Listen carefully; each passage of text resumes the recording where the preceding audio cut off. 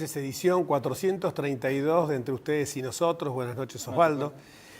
Cuando todavía no se habían acallado las voces que señalaban el claro triunfo contundente de la oposición el domingo 27 de octubre, inesperadamente lo dijimos acá, pero obviamente no hicimos comentario alguno porque no íbamos a formular manifestaciones sobre un fallo que desconocíamos de más de 300 hojas.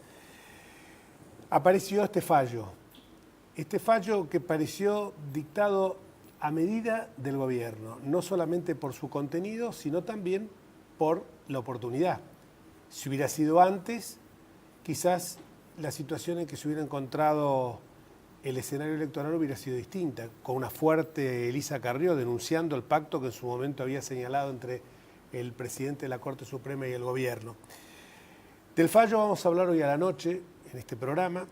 In extenso vamos a tocar todos los aspectos que hacen tanto a la constitucionalidad del mismo, que obviamente es constitucional absolutamente, me refiero en cuanto a que declaró la constitucionalidad de todos los artículos de la ley de medios, las divisiones de opiniones, y algún tema que me preocupa también, que es esto del organismo técnico independiente del que habla de aplicación, señala que debe ser la Corte, esta caridad debe revestirla el organismo encargado de regular el espacio radioeléctrico, el AFCA concretamente, y también de algo que a los abogados, como vos y como yo, nos hizo un poquito de ruido.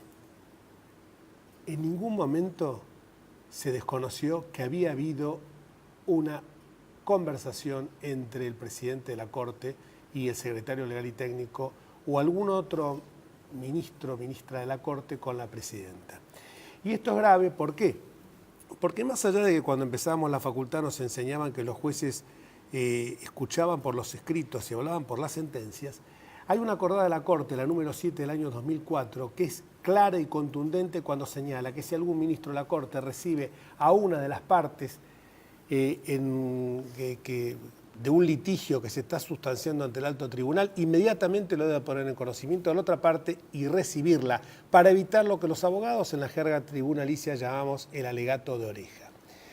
Y este alegato de oreja existió, porque nadie negó las conversaciones entre Lorenzetti y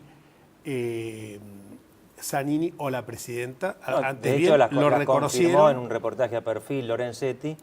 En el texto del reportaje que le hace Fontevecchia aparece como que él tuvo conversaciones respecto del tema de la ley de medios. Exactamente. Él posteriormente aclaró que no había sido así, que habían hablado de otros temas. Exactamente. Si es así o no, no lo sabemos, pero en cualquier caso... Un inoportuno teléfono que ha sonado. Es un llamado que espero que no sea del presidente de la Corte. Seguro que no. No tiene mi celular. Pero realmente es llamativo esto justamente porque es esta misma Corte la que dictó esa acordada que se incorporó dentro del reglamento para la Justicia Nacional. Esto está bien claro, que lo estamos haciendo absolutamente sin red y sin filtro. Osvaldo, estos temas los vamos a desarrollar en el programa de hoy desde el punto de vista tanto jurídico como desde el punto de vista político. Y vamos a nuestro primer invitado de hoy, si te parece, Julio Bárbaro. Gracias por venir, Julio. Julio dijo, cuando le íbamos a presentar, presénteme como quieran, pero no dejen de señalar peronista. Y así lo vamos a hacer, aunque no comulguemos nosotros.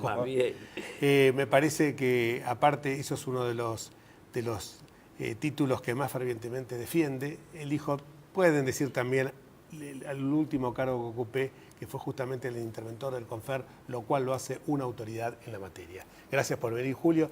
Tu primera impresión de este fallo, ¿cuál fue? Acá hay el fallo, los que lo leyeron, yo no me tomé el trabajo, pero dicen que es lógico, es coherente jurídicamente. Ahora, cuando habla de imparcialidad y ponen nosotros ponemos una foto de Sabatella, imparcialidad y Sabatella es como Melenudo y yo, es una mentira en ese. Entonces uno se imagina que es un fallo hecho para otra sociedad, que es una manera de lavarse las manos, ¿no? Hacer un fallo para un gobierno que es imparcial, responsable, democrático y entregárselo al gobierno kirchnerista. Digo, hay un absurdo. Lentamente aquellas cortes que todos defendimos, me incluyo, se fue devaluando. Y hoy el Lorenzetti es, digo, no solo por Carrió, sino porque uno ha ido... Está bien, nos salvó de la reforma de la justicia y yo se lo tengo que agradecer. Totalmente de acuerdo. La ley ya está, la ley pasó, el gobierno que venga va a tener que hacer una ley. Esto no es una ley. ¿Qué es esto? Un cachivache. Esto es un montón de universitarios que, ¿viste cuando uno agarra el odio? Antes era el odio al imperialismo, y para odiar al imperialismo vos hacías un mundo, que estoy en contra del imperialismo, cosa de veinteañero. Esta ley está hecha en contra de Clarín. Y entonces sucede que, por ejemplo, como DirecTV va por arriba, no le cuentan los cables, pero como Clarín va por abajo y es el enemigo, le cuentan los cables. No hay regulación de Internet, Julio. Pero bueno, porque no llegaron ahí, porque el odio no estaba, le faltaba una cuota de odio ese día. Es una ley triste, una ley que hace Néstor en su final para agredir a Clarín. La ley tendría que tener un título, yo esto lo he dicho, tendría que ser una ley que diga lo siguiente: el que no esté a favor del gobierno no tiene derecho a opinar. Sí, cierro, hay una ley. Chao. Todo lo que opinan en contra. Porque si estás a favor, como Telefónica, los canales pasan. Sos extranjero, tenés un montón, y los teléfonos no son monopólicos porque vos opinás a favor.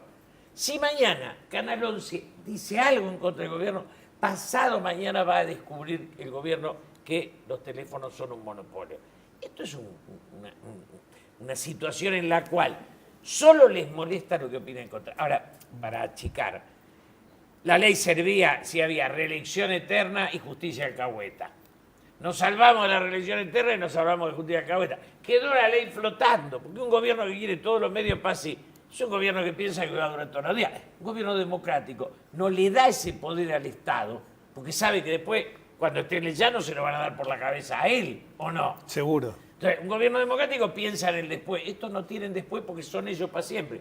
Cuando ellos dicen que nosotros somos la derecha neoliberal y el mal, y ellos son el bien, de democrático no tienen nada. De caradura sí, de eso... No, pero es tal cual, porque mientras estaba hablando yo pensaba, tanto se habla de los monopolios y nosotros hemos hecho hasta el cansancio, de 5 canales de aire, 4 en monocolor.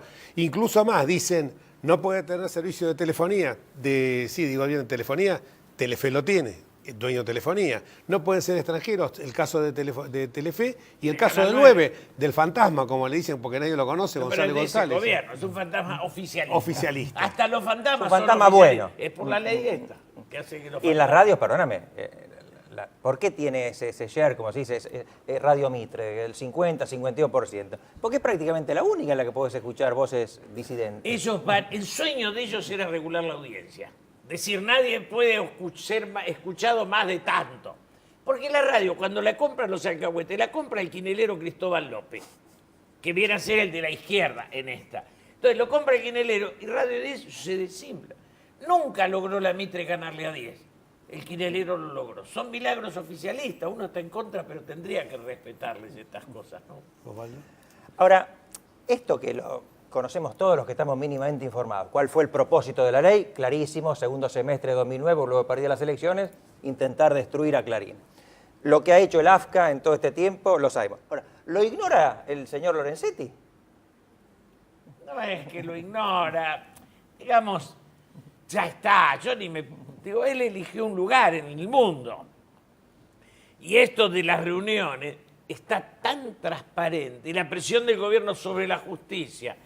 Digo, lo de justicia legítima era grave. Gravísimo. Porque era un montón de estalinistas, conocidos estalinistas, tipos que eran del PC cuando era chico. Se cayó el muro de Berlín, pero los tipos quedaron con un ladrillo al hombro por acá. Y eso me iban a explicar cómo era la justicia. Digo, todo eso estaba vigente. Entonces, ellos sacan un 30. Con un 40 nos hacen Venezuela. Con un 30, el 70 los obliga a ser democráticos. Y después, cuando se separa la paja del trigo, que es página 12 y carta abierta de los varones del conurbano. Porque vos te imaginás página 12 y carta abierta defendiendo a Vudú. Ellos son Vudú. Sacás a Vudú, viene Rogés. Bueno, han defendido a Milani. A Milani. Lo tienen a Ifrán. Son el atraso. El progresismo argentino es lo más retrógrado que tiene la humanidad. Todos los lugares donde son atraso Santiago del Estero, que elige a la mujer. Todo lo que es el progresismo es el atraso. No falla. Vos lo mirás así, no te falla nunca. Además, ellos mismos en el fallo confiesan de que esto va a generar una serie de litigios posteriores, lo confiesa la propia Corte. Hoy se produjo ayer el plan de adecuación de Clarín. ¿Qué es este plan de adecuación? Porque parecería que vamos a terminar en dividirlo entre la familia. Todos fueron iguales. Porque como está hecho como universitario, un universitario es un tipo que no se enteró que en Grecia se inventó el testaferro. Pero era... Digo, dicen que dividen entre 5. Hay 2 o 3 que ya pusieron los hijos. ¿Qué evita? ¿Qué impide eso? Porque la división es un concepto que a esta gente no le llega. ¿Yo qué planteaba en el Confer? Quien distribuye contenidos no puede producir contenidos. Que esto es lo de fondo. La fábrica de coches no se puede comprar la autopista. Después, tendríamos que hacer una legislación, haber hecho una legislación para el cable, que si vos lo dejas a DirecTV, que además no tiene, digamos, no lo tocas porque está por arriba del país. Claro, no habla mal del país, en eso no tiene informativo contra el oficialismo, en eso tiene una virtud clara. Pero todo lo que se armó como ley es una cosa hecha por jóvenes universitarios que nunca pisaron una radio. Y entonces todo está armado sobre una cantidad de dinero que genera, el Estado tira sobre medios adictos que no los escucha nadie. Yo les digo a ustedes, van a ver, hay medios clandestinos. Hay medios que gastan fortuna, son clandestinos. No porque vayan a hacer la revolución, porque son curros que nadie los ve. Un poco como pasa con las películas, con los créditos. Los créditos al cine son... Exactamente. Sí, hay que darle crédito al arte, al cine. Entonces, bueno, eso es el progresismo, que es para la clase media, no llega a los pobres. Por eso digo, progresismo es una cosa de la clase media para sí misma, no para los humildes, ¿no? Me parece que... Y la ley de medios es eso, es una ley que el próximo gobierno va a tener que cambiar obligadamente.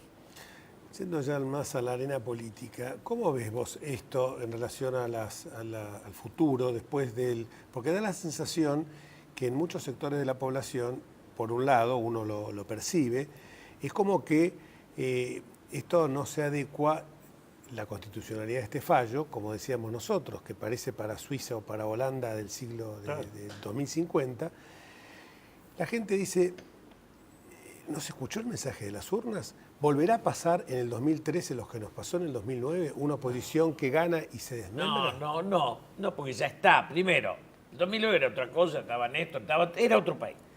Acá, primero, no hay reelección y el autoritarismo no genera heredero. Cuando lo ves a Uchicharri o lo ves a Capitané, vos decís, no, si esta es la herencia, no dan ni para juntar 2 votos de los caídos. Digo, porque además se fractura. La izquierda con la derecha se divide. Esa argamasa que el poder había permitido no es un partido. Entonces, me parece que ya está. Aquí salimos de las provincias feudales, La Rioja o Santa Cruz, y hoy los liderazgos están en Santa Fe, Córdoba, Capital Federal, provincia de Buenos Aires o Mendoza. Y algunos intendentes. Pero, ¿qué pasa? El poder, como la sociedad se politiza, no se conforma con un jeque árabe de una provincia, quiere un político. Y los políticos de los lugares poblados son gente madura que no se cree líderes. No vamos a tener ni otro Menem ni otro Kirchner. Vamos a tener un primus inter pares. Vamos a tener un gobierno de primera minoría. Incluyamos también a otros actores, como el caso de Macri o el caso de UNEN. Claro, yo digo, Macri... Sí. Yo digo siempre que entre Macri y Wiener no hay tanta distancia como para que sean derecha e izquierda. Ahora, si el gobierno es más débil, el pueblo va a ser más fuerte, la sociedad va a ser más fuerte. Menem y Kirchner fueron para mí el último caciquismo que no tendríamos que haber transitado. Y lo digo haciéndome autocrítica porque acompañé a los dos. Fue un error. Y el peronismo, si quiere sobrevivir, tiene que ser capaz de acompañar a un gobierno no peronista. Porque de lo contrario, en lugar de un elemento de la democracia, va a ser un obstáculo para la democracia. Y eso sería muy triste. Muchísimas gracias, Julio. Ya nos diste los títulos para la promo, ¿no? Para la promoción del programa de hoy. Vamos a una pausa y cuando volvamos Marcelo Stubrin.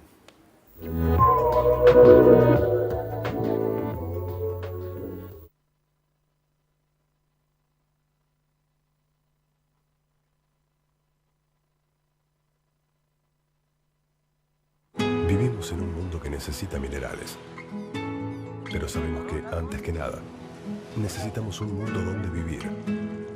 Cámara Argentina de Empresarios Mineros, por una minería limpia, segura y sustentable.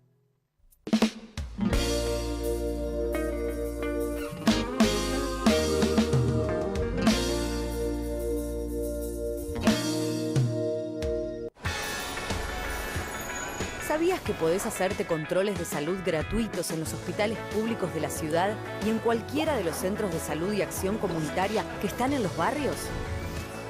En la ciudad, la salud es prioridad. Por eso es pública, gratuita y de calidad. Buenos Aires Ciudad. En todo estás vos.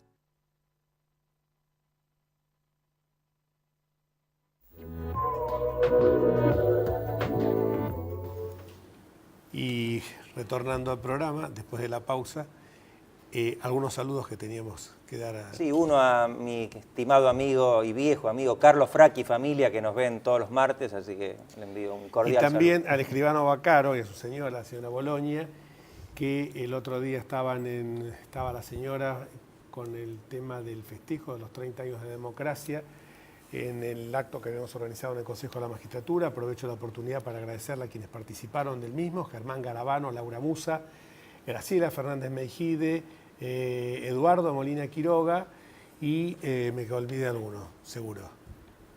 Sapsay, y Daniel Sapsay.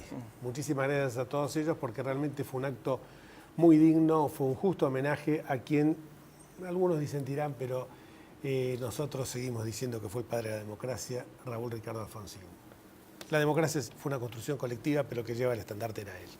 Y entre los que acompañaban llevando ese estandarte y que realmente fue uno de los jóvenes que en aquel momento más lucieron en ese parlamento primero, con el albor de la democracia, se encontraba Marcelo Stubrin. Gracias por venir, Marcelo. No, al contrario, gracias a ustedes y gracias por el recuerdo conmovedor de Alfonsín y los 30 años transcurridos. Sí, realmente fue un acto incluso más, justo es decirlo, fue muy emotivo porque aparte nadie habló con el discurso preparado, incluso hubo algunos que realmente se emocionaron, como Graciela Fernández Mejide y Eduardo Molina Quiroga. Realmente... Ya que lo tenemos a Marcelo, que fue protagonista importante de aquellos años, ¿vos pensabas que ganaba Alfonsín aquella noche? Yo sí. Yo pensaba que ganaba, pero de ninguna manera estaba seguro que el gobierno hubiera logrado romper el círculo vicioso de gobiernos civiles débiles de 2 o 3 años y gobiernos militares fuertes o dictaduras militares fuertes de 4 o 5 años. Además, recordemos que la Argentina pasaba a ser una democracia, era una isla en medio de Latinoamérica. No, había que romper la profecía, demostrar que podía haber universidad para todos, que podía haber control de las variables macroeconómicas, que se podía resolver el problema de la deuda externa, que daba plata para 2 meses en el Banco Central, 2 meses de sueldos del gobierno. Que se podía resolver el problema de la paz con Chile, que era esencial, era la otra cara de la cuestión militar, que se podía resolver el problema de los derechos humanos como comportamiento de fuerzas de seguridad que un día dejaron de tener jefes que pertenecían a la dictadura y al otro día comenzaron a tener jefes que les prohibían torturar, por ejemplo, que les prohibían. Y luego el juzgamiento de los comandantes, que es una versión de los derechos humanos, pero más vinculada a la justicia y a la reproducción de cosas del pasado, que todo eso se iba a poder hacer y además lograr superar medio siglo de crisis políticas recurrentes en la Argentina, sobre eso no estaba seguro. Y la supresión del partido militar como sobre factor eso de poder. No estaba seguro, ¿no? Sí debo decir que la noche del 9 de diciembre me acosté con mucha incertidumbre sobre lo que venía, pero a medida que pasaron los días el fervor popular era tal que nos olvidamos de ciertas restricciones, ¿no? Tal vez por eso después tuvimos Semanas Santas, rebrotes, conflictos, pero el escenario internacional era pésimo, el escenario vinculado a la deuda externa Eso se resolvió en el 91, 92. Hasta entonces... Con este contexto económico que hemos tenido en los últimos años, seguramente la situación hubiera sido totalmente diferente. Y otro en el ámbito internacional también fue importante, fue el inicio de una relación con Brasil que... Primero la desactivación de... primero la superación de la hipótesis, la eliminación de la hipótesis de conflicto. Segundo, esperar que Brasil un año y pico después sea democrático. Uruguay fue en febrero y Brasil en marzo del año del lanzamiento del Plan Austral del año 85. Mientras tanto, Paraguay y Chile estaban gobernados por Stroessner y Pinochet. De modo que el equilibrio político llevado a cabo por el gobierno de Alfonsín fue, ya es objeto de estudio en el mundo. Cómo se pudo ayudar a la oposición chilena y mantener y firmar con Pinochet el Tratado de Paz y Amistad, que era absolutamente esencial para poner a las Fuerzas Armadas en su lugar. Porque estábamos en el 83, en la Navidad del 78 habíamos brindado con lágrimas en los ojos porque teníamos a todos los conscriptos desplazados por la cordillera poniendo minas desde Salta hasta Santa Cruz. Muy bueno el recuerdo también. ¿Cómo ves vos la aplicación de la ley de medios como integrante de la autoridad de fiscalización de servicios de comunicación audiovisual? Bueno, podemos, para ser prácticos y ir al grano, dividir el tema en dos partes. Un capítulo es el que no estaba pendiente del fallo de la Corte. Y en este capítulo la organización ha sido extremadamente morosa en cumplir con la ley. 1 año es culpa de Sabatella, 2 años culpa de Mariotto y 1 año culpa de Aragón, es decir, una administración absolutamente de este gobierno, que no hicieron las cosas que están en la agenda de la ley de medios. No hay plan técnico, no hay concurso público, hicieron un concurso de señales digitales, más de 200, fracasó, se cayó a pedazos. Todo eso a plazo, digamos. Y allí se revelan algunos de los inconvenientes principales de la ley, de los defectos principales de la ley. Poco estímulo para que el sector privado se incorpore al mundo de la radiodifusión, digamos, en la medida que se aleja de la capital y es más chica la ciudad, se achica el mercado publicitario, las exigencias parecen descomedidas.